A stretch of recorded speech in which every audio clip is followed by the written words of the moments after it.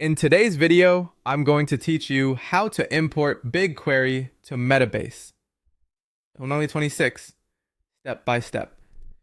By the end, you'll have your Google BigQuery data connected to Metabase so you can explore tables, build questions, and create dashboards with live data.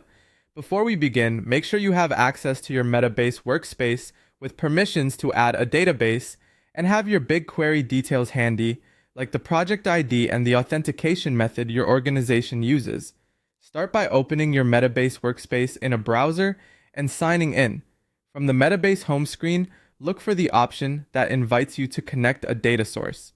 You'll see a prompt to add or connect data right on the home page.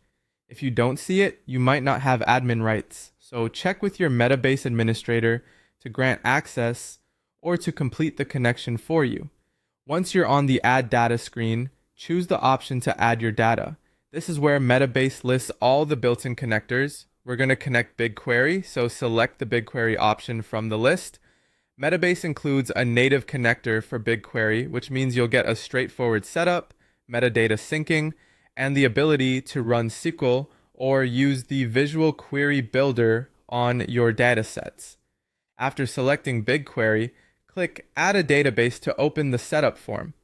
Give your connection a clear, human-friendly name that your team will recognize later.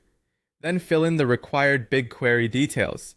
Typically, you'll enter the project ID and choose the processing location that matches where your BigQuery data lives. For authentication, use the method your organization has approved, often a service account or a managed sign-in. Then paste or select the credentials provided by your admin team. Keep credentials secure and never share them in chats or screenshots. Review optional settings to match your environment. For example, you can decide whether Metabase should automatically sync and scan your datasets on a schedule, and whether to include nested and repeated fields in your metadata. Defaults usually work well, but tightening sync frequency or limiting which schemas to include can keep things fast and tidy in larger projects. When everything looks right, save the connection. Metabase will test it immediately. If a field is missing or permissions are off, you'll get a clear error. Double check the project ID, region,